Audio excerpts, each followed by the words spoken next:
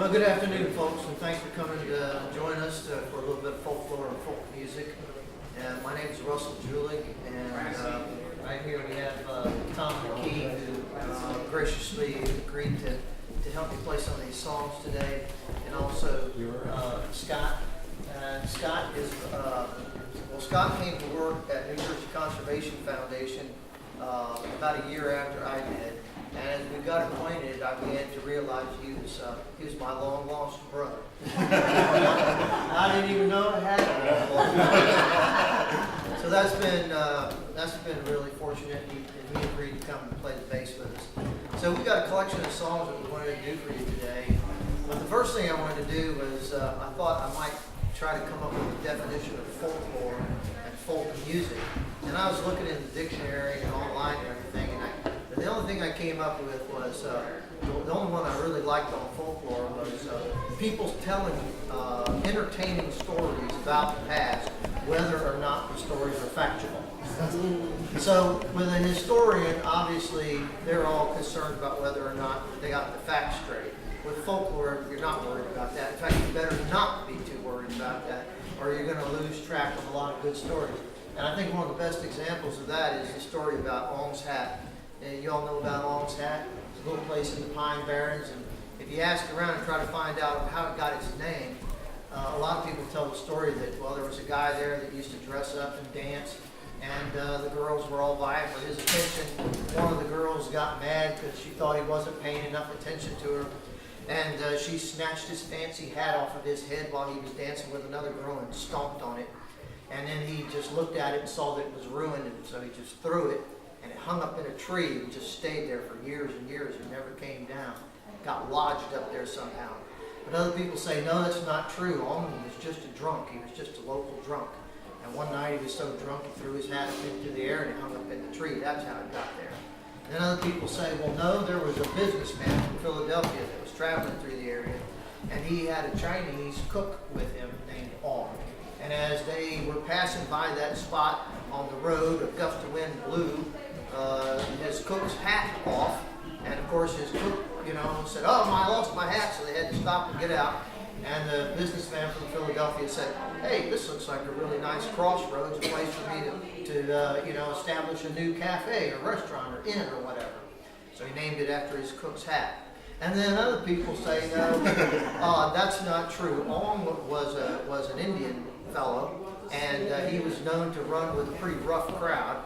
And he turned up missing, and the only thing they ever found was his bloody hat in that area. So they started calling that area Ong's Hat. And then other people say that there was a Dutchman by the name of Ong who purchased a piece of property there and established a little shack where he was living until he could cultivate the land or whatever he was trying to do. And so people were initially calling it Ong's Hut, and it eventually got corrupted to Ong's Hat. And if you don't like any of those versions, you can make up your own. And there's plenty of possibilities out there. But anyway, so we're not that concerned about the truth. And if you hear me telling you some big lies along the way, you see these guys snickering at me, and you know that I'm making things up as they go along. The other thing I thought would be a good definition for folk music. I was having a hard time with that one. And there's a lot of definitions about folk music. And I finally came up with this one. That folk music is musicians having fun, whether or not there is an audience. And also, if there is an audience, they'll keep playing even if the audience doesn't like them. So if you guys get tired of this and you get up and walk away, we're just going to sit here and keep playing. I mean, we love an audience, but we don't really think of you as our audience. We think of you as our neighbors just sitting around having a good time with us. As a matter of fact, if there's anybody here who had brought an instrument with them and would like to join us, come on up, grab a chair. Anybody want to come up and sit and play with us? These are easy songs to play. Anybody? Anybody want to sing along with us? Or we're just, like I say, we're just having fun. All right, so we've got a pretty good collection of songs here, we think, that hit some of the themes of the folklore and folk music of the Pinelands. And what I like to talk about when I first start talking about the Pinelands and the history of folklore of the Pinelands is I like to start with indigenous people of the area, because there were people who were inhabiting, of course, southern New Jersey. And one of the curious things, though, was that they didn't really have permanent settlements in the Pine Barrens. The archaeologists that we talked to tell us that they can't find any sign of permanent settlements in the Pine Barrens. Of course, in the Delaware Valley, where they had richer soils, and on the shore, where they had plentiful fish, and oysters, and clams to harvest, there's plenty of evidence that they lived, especially in the Delaware Valley. But they seem to not be too concerned about living in the Pine Barrens, maybe because it was just a rough place to live, maybe because of the frequency of wildfire. And so we really don't know, but they did have hunting camps and things like that. One of the traditions, though, that has come down to us from the Native Americans is probably the most famous piece of folklore in New Jersey, and that's the legend of the Jersey Devil. And McCloy and Miller, I brought some books along with me so that you guys could get an idea of what, if you want to look further into some of the things we're talking about. James McCloy and Ray Miller wrote this book, The Jersey Devil. And they talk about all the sightings of the Jersey Devil and the habits of the Jersey Devil, what he looks like, and how he's frightening people and everything. And it was so popular, they wrote a sequel called Phantom of the Pines with more stories about the Jersey Devil. And in this book, they talk about the fact that the roots of the story may actually go back all the way to the Native Americans. Because the Native Americans knew of a spirit being that inhabited the Pine Barrens, and they called it the Sing. We think they had a legend or ceremony that they performed where they built a big bonfire and a costumed character would come out representing this spirit being. He looked like a conglomeration of a lot of different creatures. And he would dance and the people would, chant and they'd have this big ceremony to honor this spirit being that represented the wild nature of the Pinelands. And so, of course, when the settlers came along and saw this, they, of course, didn't interpret it that way. They interpreted it as something evil. And eventually, it probably morphed into what we think of as the Jersey Devil today. And somebody concocted this bizarre story about the Jersey Devil being born from Old Mother Leeds. And she came from the family that settled out there in Leeds Point. So most of us know the story about the Jersey Devil or the Leeds Devil. But I like to think about it sometimes as something that came to us directly from the Native Americans. Anyway, here's a little song that kind of hits along the theme of what we think of today as the Jersey Devil. A weird creature that was born from a strange woman named Old Mother Leeds.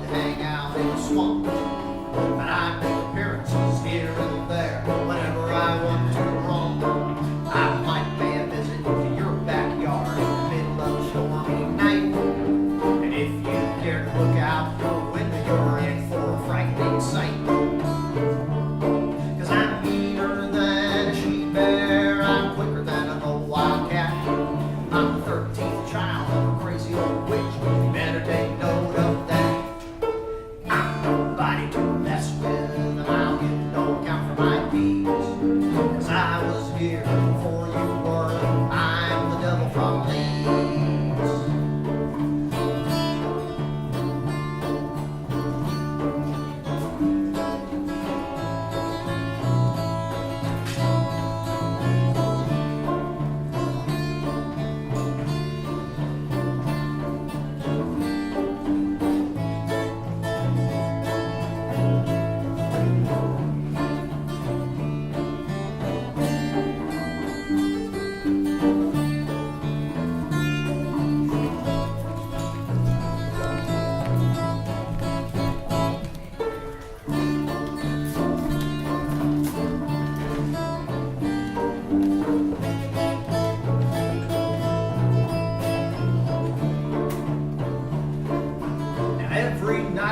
hungry and to steal me a chicken or two. And if your puppy dog disappears, oh, I needed him more than you. I eat fish right out of the rivers. I boil them up with my breath. And if you come between me and my supper, you better prepare for death. 'Cause I'm meaner than a sheep bear, I'm quicker than a wildcat. I'm the 13th child of a crazy old witch. You better take note of that. I'm nobody to mess with, and I'll give no account for my deeds. 'Cause I was here before you were. I'm the devil from Leeds. I said I'm nobody to mess with, and I'll give no account for my deeds. I was here before you were. I'm the devil from Leeds.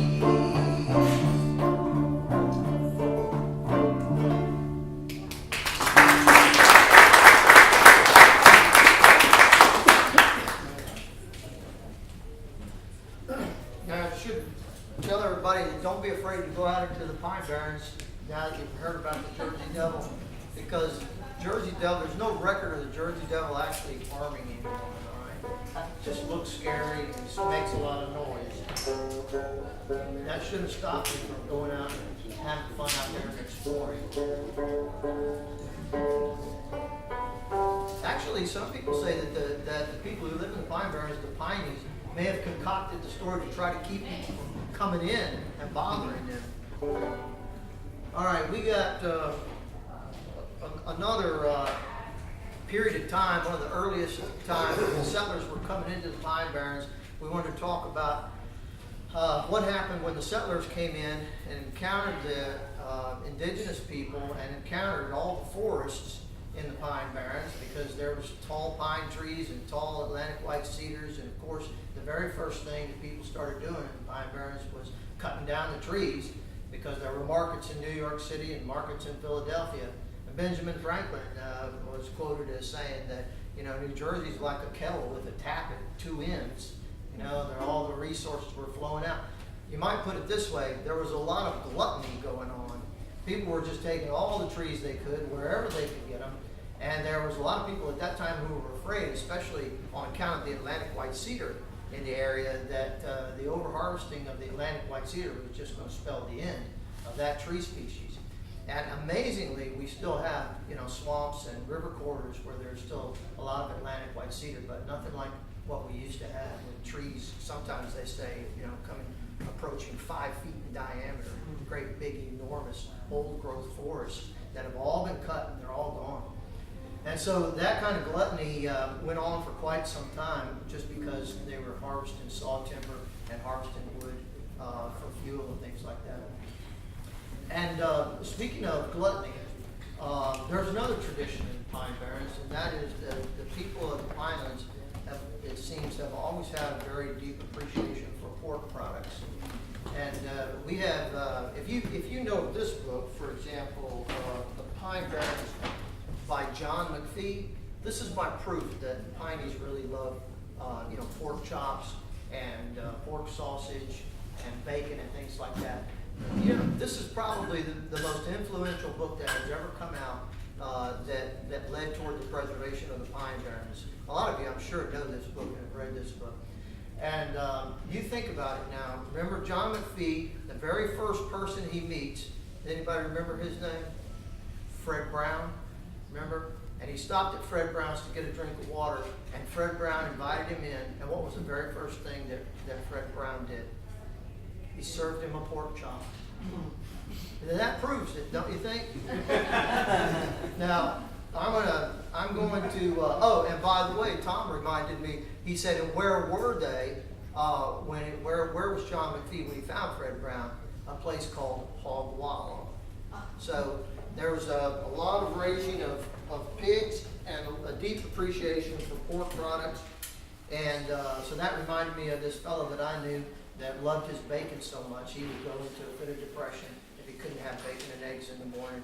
And so we have a song here about that. You know what bacon is, right? The other white meat? Bacon is the belly meat of a pig, right?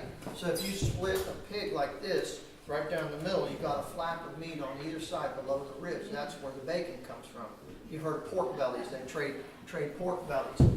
And so we call this the hog belly blues.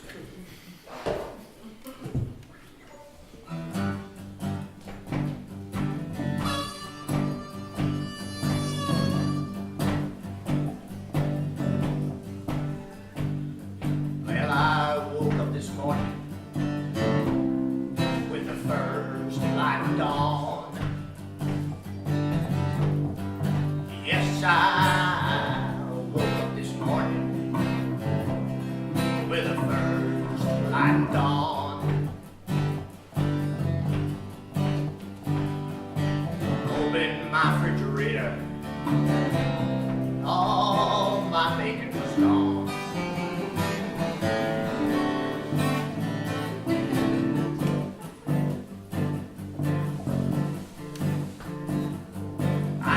Every cranny and nook, trying to find my hog belly. Well, now I searched every nanny and crook, trying to find my hog belly. But I didn't see it nowhere. Now I'm off to the deli.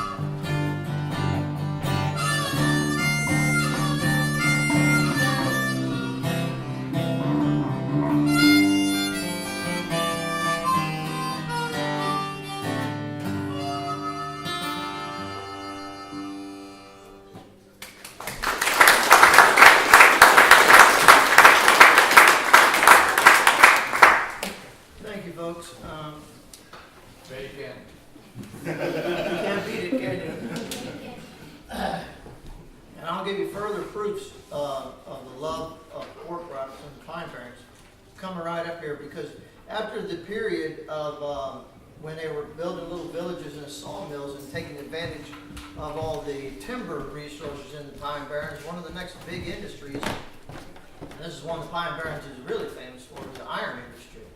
And there's a really great book I thought I would remind you all of, in case you weren't aware of it. It's called Iron and Pine. This is by Arthur D. Pierce. And, they would go in there and they would dig the iron ore up out of the rivers and streams. It was naturally occurring. It looked just like rust. It's basically a type of iron oxide. And it would consolidate in the streams and turn into great, big, heavy, thick, hard, rock-like beds. And they would break it up and put it on barges and take it off to the furnaces. They called it raising the ore when they brought ore up out of the stream beds like that. And of course, they had to have flux when they heated up that iron ore in order to smelt it. And so they had a good supply of that with the shells, like oyster shells and clam shells that were coming from the shore, and they would send wagon loads back to the furnaces with those shells. And then they had to have fuel, of course, and so again, they were cutting more of the wood and taking that wood, turning it into charcoal, and then they would mix the iron ore and the charcoal and the seashells together and get a good hot fire going in the smelter, and you know, the iron would run off into little troughs and go out into the molds or whatever. And so they had to dam up the rivers, and they could keep those operations going until the rivers totally iced over. But I always like to look from time to time at Arthur Pierce's book, especially a little section in here you might be familiar with. It's called the Martha Furnace Diary. In the Martha Furnace Diary, somebody was making little entries, not every day, sometimes there were only a few per month, but it gives you some really interesting insights into what it was like living in that little town where they had a big furnace. And a lot of people erroneously call it Martha's Furnace, like it's an apostrophe S. It's not, it's Martha Furnace. The guy actually named the furnace after his wife. Think of what she must have been like. Anyway, just a couple of things here. Usually it's simple entries about how, you know, the furnace is doing well, or we ran out of this, or somebody went to get supplies. But here's a couple of interesting ones that I like. In 1808, April 10th, old cow Peggy found dead in a mire. On July 2nd, it's the same year, excessively warm, horses not able to perform more than 2/3 of a day's work. On August 15th, Jacob Williamson done little work this day, slept most of the afternoon on the shop bench. There's a lot of little minor indictments of people in here. You know, here's another one. 1809, January 3rd, J. Bodine's team hauled loads of shells from Walker's Heap. These are seashells that they were bringing in from the shore. Mr. Evans retired with a quantity of fresh pork.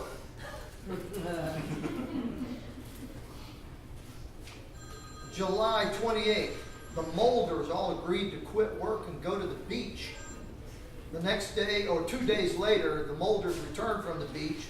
Jay Ventling is drunk and eating eggs at the slitting mill. Josh Townsend wanted to fight Jay Williamson.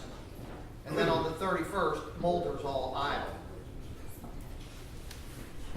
And on February the 28th, William King broke his arm. J. Moore Jr. went for Dr. Sawyer to set it. Snowed this evening. And Lanning's children expelled from school for fighting. I don't know who the Lanning's children were, but in December 6th, the men begin to complain of beef. They want pork. 1811, January 29th, finished killing hogs about sunset. Oh, they said that they had a herd of hogs brought in. 103 hogs were brought into the village. The next day, finished killing hogs about sunset, hands kept sober. So that's kind of unusual that everybody stayed sober for this operation. Cross driving his team, it was said that Cross put his wife out of doors and told her to seek lodgings. Don't know what caused that. Jacob Emmons, this is on the 28th of April.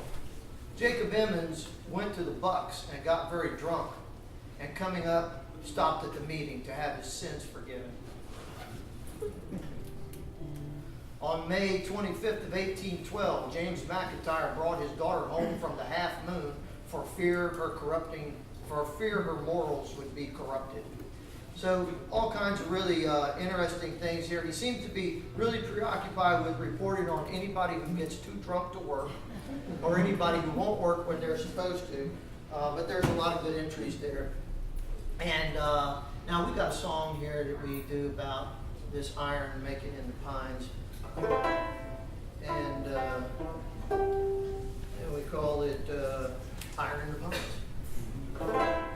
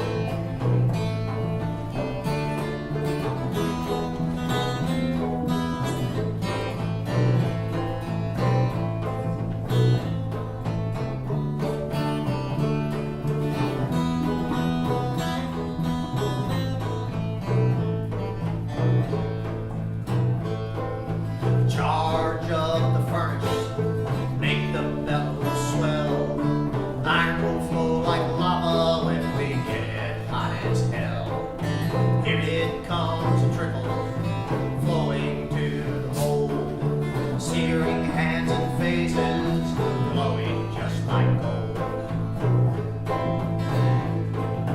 Down off the rivers, fetch shells from the shore, turn the forest to charcoal, 1,000 acres or more.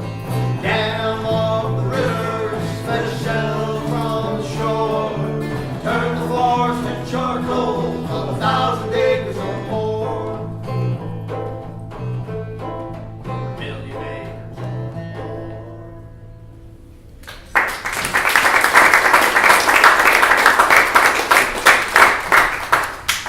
Well, thank you, folks. We'd like to say a little bit too about the music tradition of the Pinelands. It's a little bit hard to describe because you have people from all different nationalities coming and settling into Pine Barrens because of these industries that we've been talking about. And so you had, a lot of different kinds of music coming together. And in general, we would just call it folk music. People getting together and having fun and just playing whatever songs they knew. But there's elements of blues in it. There's elements that you hear of bluegrass. There's elements of what people commonly call folk music. And there's even what some people refer to as kind of a hillbilly element to it. And so Angus Gillespie, for example, specifically talks about the Pine Barrens music as having hillbilly elements in it. So there's a lot of homespun humor. And again, these are people playing music, whether the audience likes it or not, they're going to play. And so that's a little bit like this song here. I think this is kind of a hillbilly-like song that we like to do. It's actually by Uncle Dave Macon, who probably was one of the finest hillbilly musicians that ever was. This is called Traveling Down the Road.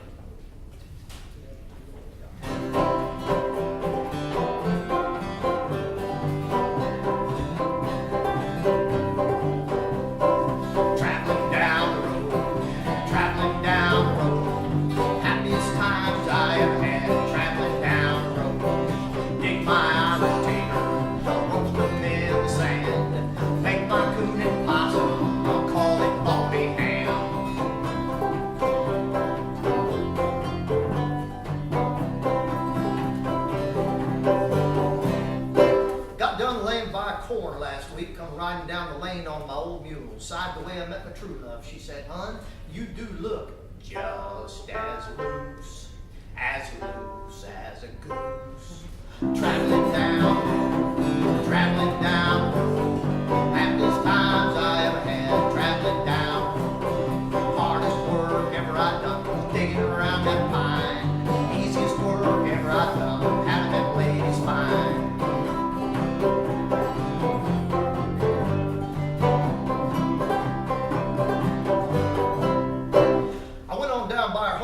She invited me in to dinner. Her old lady had slapjacks and molasses for dinner. I sat down to eat and I said to her mother, "Old lady, your slapjacks and molasses is just as loose as a goose. Traveling down, happiest times ever I had. Traveling down, wished I was in heaven, sitting in a chair, glass of wine in each hand, talking to my dear."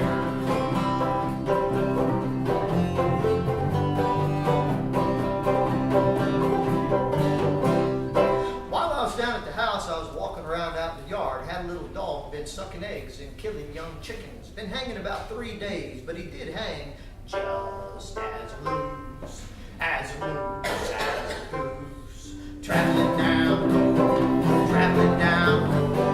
happiest times I ever had. Traveling down, my wife died Friday night. Saturday she was married. Sunday was my court day. Monday I got married.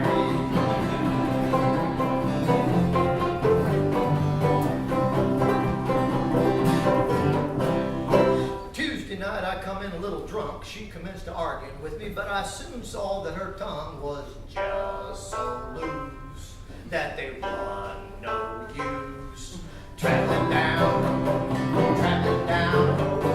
happiest times I ever had. Traveling down,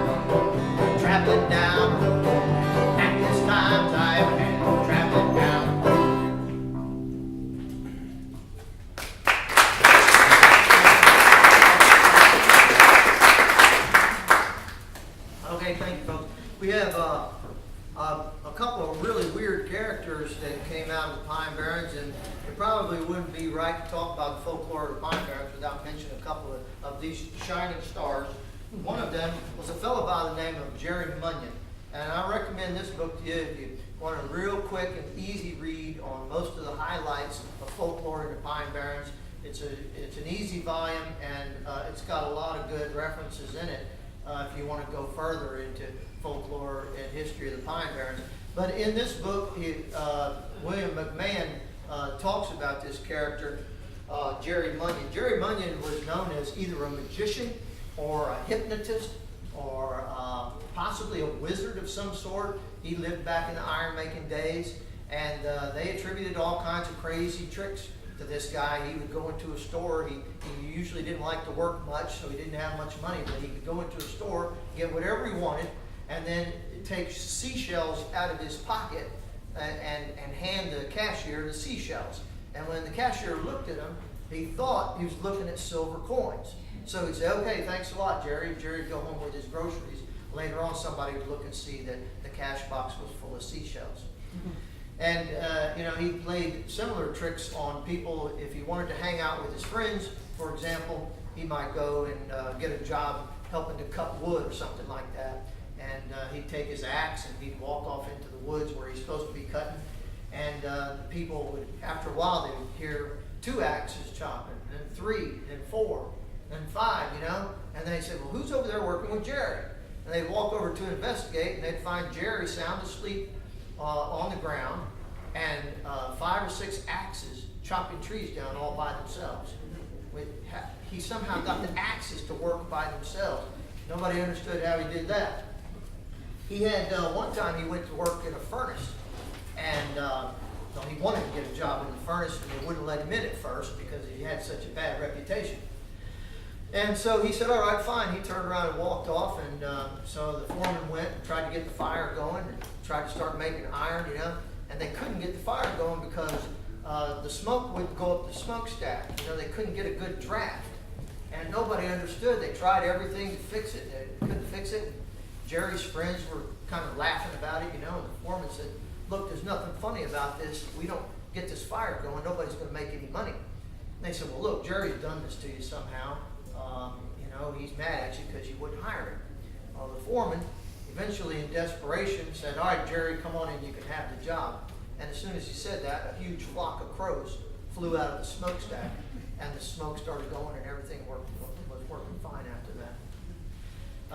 Then one of his other famous tricks was he would like to stand around in town on the street corners talking to young ladies, telling them jokes and stories or whatever. And at a certain point in time, they were talking to him, laughing and everything, and they'd look down and think that they were standing in a puddle of water. And they'd say, "Well, I don't remember there being a puddle of water here before, do you?" "No, I don't remember any water." And as the water would get higher and higher, you see that they would snatch their skirts up to keep their skirts from getting wet. And that was evidently his way to get a good look at their legs. Now, I don't know why he was so interested in looking at their legs, but like I say, he was just a weird, crazy old guy, and that was his technique. There was another fellow that we also like to talk about, and that's a guy by the name of Sammy Giberson. And Sammy was a famous fiddler, and Sammy was very famous and popular, and he was also known to drink a little bit too much, which is another theme that comes out of the Pine Barrens once in a while, whiskey making and applejack and stuff like that. Anyway, Sammy bragged that he could outfiddle the devil, and as he went home one night after one of his parties, he actually encountered the devil, according to the stories that he told his friends, and the devil challenged him to a duel, and they played all night long, seeing who could play the better songs. And after that, Sammy started playing some really wild and crazy music that nobody had ever heard of before, and he told everybody that he learned these songs from the devil. And some of them were so complicated that nobody else ever even learned how to play them. So he went on like that for many years, and eventually he died, and I don't think anybody knows where he's buried. That's another mystery that remains in the Pine Barrens. And then there's another spooky story we wanted to share with you, and that is about the Blue Comet. And we got a song we're going to do about this too. But the Blue Comet ran from 1929 to 1941 in the Pine Barrens. It had luxury cars, and it took people into Atlantic City, and then it came back through the Pine Barrens. And one of the times that it was coming back, it was very well known. It would travel like 70 miles an hour. And so it was quite a sight for the locals to see this beautiful blue painted engine and cars come streaking by. And so they would stand out and watch it. But I believe it was 1939, it was coming back from Atlantic City, and there had been some torrential rains. The rains were so bad and heavy that it weakened the rail bed at a certain section where the tracks were. And as the train was coming back, the crew was being cautious. They were running about half speed. But when they went across that section of rails where the rail bed was compromised, the train engine and the tender got over, but the rest of the cars became uncoupled and fell off the track. A lot of people got hurt. Some of them were hurt really badly. And one guy was hurt so bad, he was a staff member, actually the chef, Joseph Coleman, and he later died of his injuries. And the people in Chatsworth, the wreck happened close to the village of Chatsworth, so a lot of those people went out and helped get the injured people into town and get them to help. And the train, got repaired, or most of the cars were repaired. They put it back on the tracks, and it kept running for quite a few years. But eventually, the train company went into bankruptcy and stopped completely. And nowadays, if you go out there and look at the track where the Blue Comet used to run, you'll see just trees growing right up through the train tracks. I don't know how many of you have been out there and seen those old tracks. It's an eerie sight to see train tracks with a forest basically growing up into them like that. But anyway, the local people say that that there's still a train running out there. Maybe it's still the Blue Comet running out there, usually at night, on stormy nights. And they call it the ghost train. So we got this song we're going to do about the ghost train of the Pines. And if you're ever out there late at night in the Pine Barrens on a real quiet, dark night, you might hear that train running.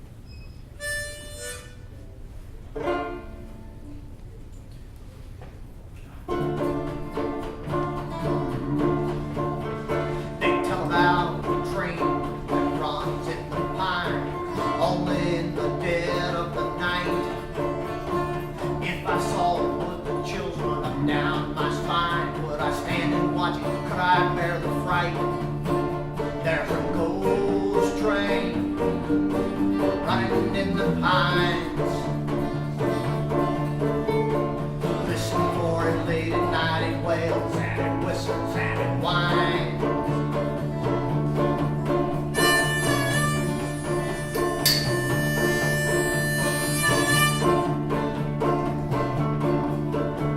I'd like to get a look at that spooky engineer standing in the engine, studying the track. I wonder what would happen if I waved a hand at him. Would he turn his hollow eyes and wave back? There's a ghost train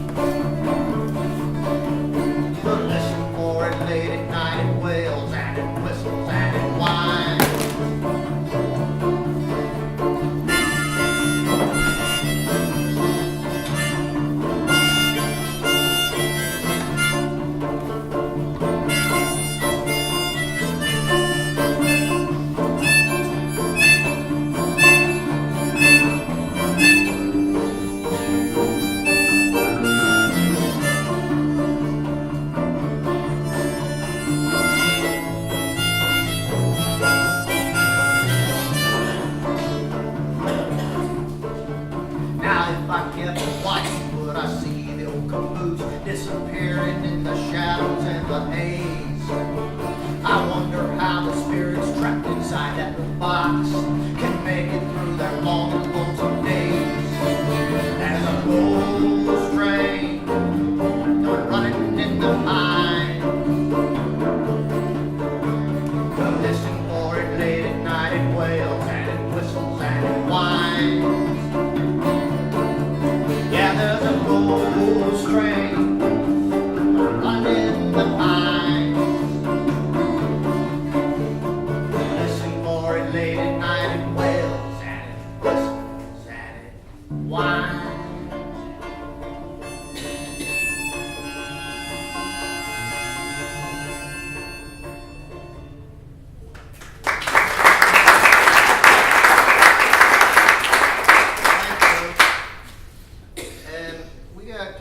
Another character that we want to do a song about. Actually, we're running out of time here. I'll tell you a little bit about this. Peggy Clevenger was a woman that lived out in the Pine Barrens, and people had the opinion that she was a witch. And there's not a whole lot of information about her except for two fairly prominent stories. One was that she could turn herself into a rabbit whenever she wanted to. And one of the things she liked to do as a rabbit was to run up and down to the side of where the neighbor had his dogs pinned up. And the dogs, of course, would go nuts because they'd see this rabbit running back and forth across the fence, and they'd start running and chasing and making all kinds of noise. And so, for some reason, everybody said, well, that was Peggy. That rabbit was Peggy Clevenger. I don't know how they came to that conclusion. But there was also a story that she liked to turn herself into a lizard as well. And not your ordinary Pine Barrens fence lizard, but a big, fat, green lizard. And she would sit on the fence close to a gate.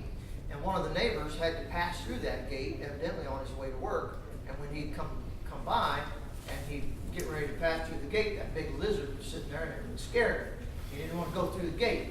So he'd have to go around and climb over the fence. And that got annoying to him. One day he was in a hurry, and he came to go through the gate there, and there's the big fat green lizard sitting there, and so he got mad and just picked up a rock and threw it, and sure enough, he hit the lizard. And the very next day, Peggy Clevenger showed up with a black eye. So that was proof positive. It's all there. Definitely, that was Peggy Clevenger that turned herself into that lizard. Anyway, there's other legends about Peggy Clevenger, and that I should also mention. There's a really good website, Pine Barrens Forum. It's a forum, Pine Barrens Forums, I believe is what it's called. And you just put any of these legends into your search engine, and you're liable to come up with that forum. There's a lot of people who've done a lot of research and dug into the facts behind some of these legends. Oftentimes you can't ever get to the bottom of it, but it's a lot of interesting reading. Now we're going to talk about another character in the Pine Barrens, a more modern time, and I'm going to let my buddy Tom McKee talk about this guy. I asked Tom to write a song for us about the Pine Barrens characters and folklore, and he came up with a good one there about a fellow by the name of Emilio Carranza. Emilio Carranza, everybody probably knows there's a monument to him outside of Chatsworth, about 30 or 40 miles north of here. And the thing is, he died at the age of 22 years, so he was a young aviator who was kind of an up-and-coming star in the Mexican Army. And he had crashed 2 or 3 times before he met his final fate up there in Chatsworth. And so he was a gung-ho, get back on the horse and ride again kind of guy. And before he set out for his goodwill flight from Mexico City to Washington, D.C. back in, I think it was 1928, he had gotten married. And so it was only a few months after that that he took this flight in a plane that was identical to the Spirit of St. Louis that Charles Lindbergh crossed the ocean. So he was in that era with Charles Lindbergh. They knew each other, actually. But when he, after he got to DC, they wanted to have more ceremonies up in New York City, so he flew up there. And, but he was really missing his wife, and they were trying to communicate through telephone. And he was determined to get back home. And even though the weather was against him, he took a chance because he was the kind of guy that did that kind of thing. You know, he survived with 2 or 3 other crashes, so he wasn't that worried. But meanwhile, the people in Chatsworth were living there. The little town had a general store run by the Busby family. And my song talks about the last days of Emilio from their perspective. And here we go.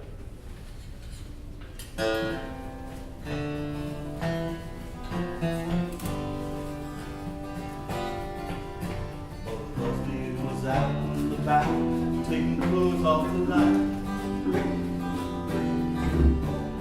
Black clouds came rolling in over the pine. Thunder was crashing, lightning was flashing as she looked up into the sky. Down from the sky came a silver flaming on fire. Hey, Emilio Carranza, your love is calling you go way back to old Mexico.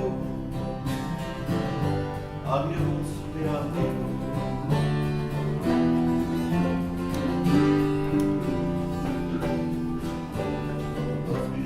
Family and friends to scour the ground. The place where she saw the fiery flame going down. Past Apple Pie Hill, down the road to the tracks where the blue comet runs through the main. Somewhere out there you'll find the terrible siren. Hey, Emilio Carranza, your love is calling you go way back to old Mexico. Adios, mi amigo.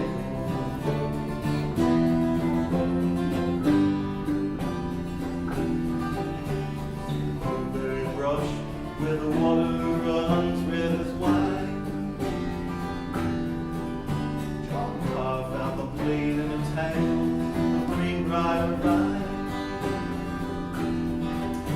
In the hand of the man who lay dying, a telegram just off the line. Said, oh my love, without you I'll just be here crying. Hey, Emilio Carranza, your love is calling you go way back to old Mexico. Adios, mi amigo.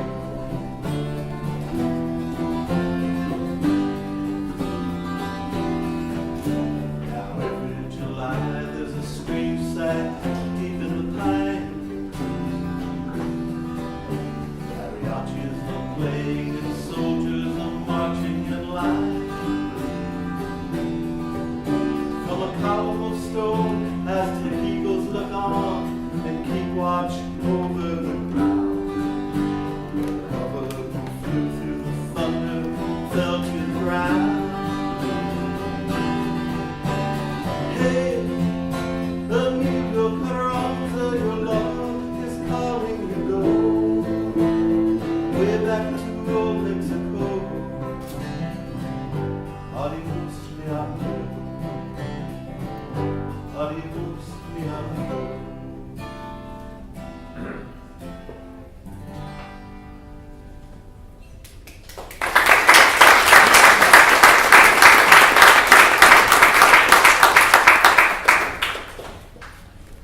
It looks like we have time for just a couple more stories and songs here. And I just thought I would mention one that I ran into quite by accident one time, and that is that I was out with some friends of mine one time. We went up to the Pine Barrens at night to see if we could find the Jersey Devil. And we used to do this pretty frequently, and we thought, it'd be fun to encounter this thing. Like I say, there's no evidence that he hurts anybody. It's just scary. So we thought it would be fun.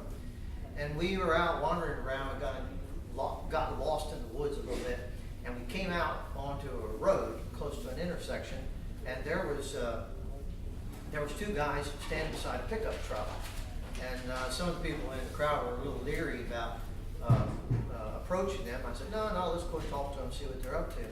We went over there, and one of them was leaning up against the truck. He wasn't saying much. The other one seemed to be just standing there kind of listening. So we walked up and we greeted them and asked them what they were doing. And they said they were out fox hunting. And we said, oh, well, how in the world do you hunt foxes like this, And they said, all we really do is turn the dogs loose. The dogs, when they find a fox, they start yelping and making a lot of noise. And then we listen to where they're chasing the fox. And then we jump in the truck and we go over and watch to see if we can see the fox across the road ahead of the dogs. And they said, that's just a sport for us. We're not trying to catch the fox. They're just having fun chasing him and trying to see if you can catch a glimpse of it.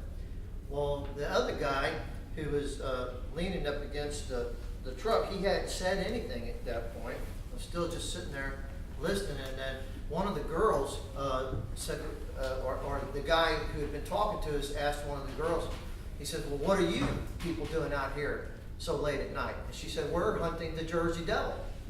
And he said, hunting the Jersey Devil. And at that point, the guy who had been leaning on the pickup truck, he seemed to take an interest, And he kind of stumbled over to us, and he looked at the little girl. He said, you're hunting the Jersey Devil? And she said, yeah. And he kind of stumbled and turned around like he didn't know what to think, And he said, well, what are you going to do if you catch him? And we explained to him, that, well, we're sort of doing the same thing you guys. We're not really out to catch him. We just want to see him. So I was hoping that guy, the second guy, wasn't the one who was driving the pickup truck, because he seemed to be a little bit tipsy. And it reminded me of some of my old escapades in my younger days when we used to, go carousing all night, chasing girls and drinking and everything. And you'd wake up in the morning, or you'd be out carousing all night sometimes, and then you'd see the sun come up and realize that you had just had whiskey just before breakfast, And there's a popular song called Whiskey Before Breakfast. I used to think it was whiskey for breakfast, but it's whiskey before breakfast. And I don't do that anymore. I only drink for medicinal reasons nowadays. But anyway, this is a song we like to do. Whiskey Before Breakfast.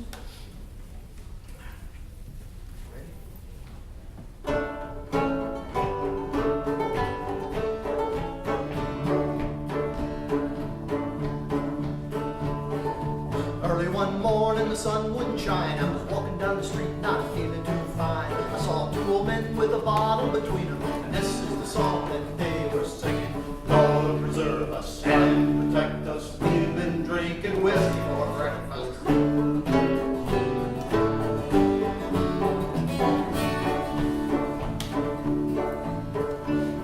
I stopped by the steps where they were sitting, and I couldn't believe how drunk they were getting. I said, old men, have you been drinking long? This is just long enough to be singing this song. Lord, preserve us and protect us. We've been drinking whiskey for breakfast.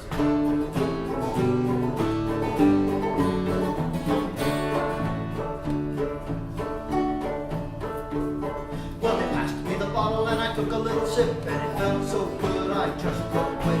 And pretty soon, next thing I knew, I messed up the words. Lord, preserve us and protect us. We've been drinking whiskey for breakfast.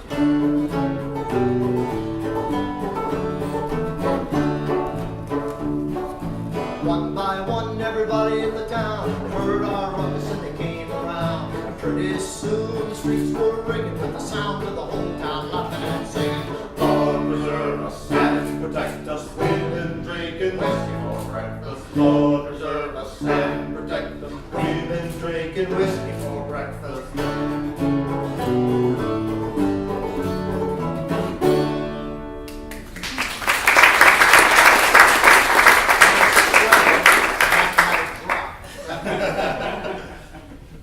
All right, we're going to finish up with one song. This is one of the most popular songs that have ever come out of the Pine Barrens. And once again, I'm going to let Tom McKee finish off here with this song by Mercer Juelg.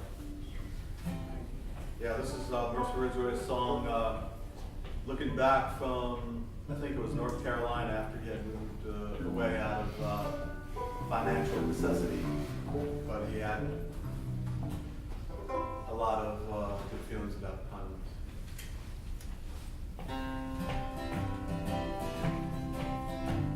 I left the place where I was born a long, long time ago. Times was hard and work was scarce. I had no choice but go. But I've been back there many a time to walk the place where I call mine. Of all the places that I've been, I know I'd rather be where the scrub pine, ground oak, berry bush and sand,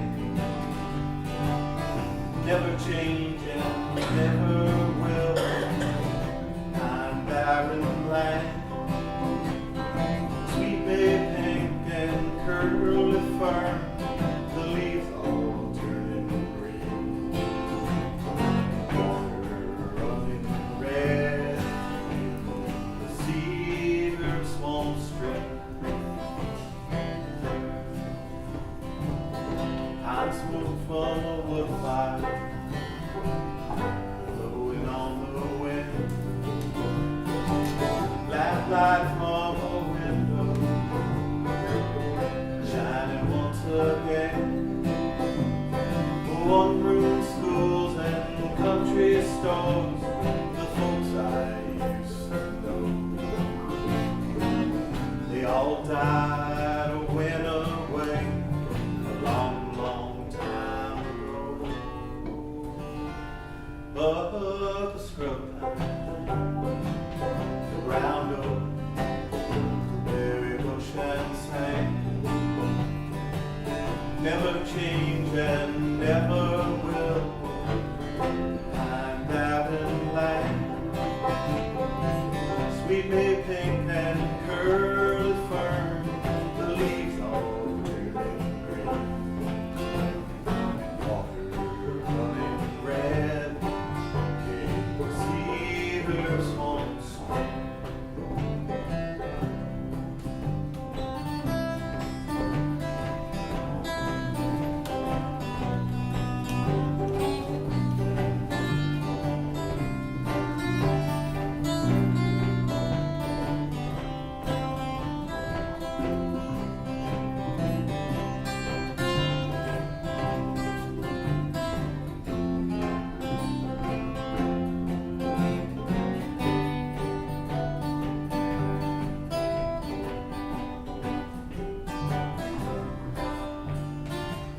Wagon roads that run through miles, through the twisted pine,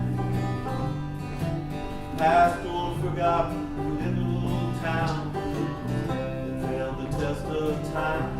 But sometimes they're along the way, granite market and cold and gray. Mark's the only ones who stay in the barren Pine Barrens.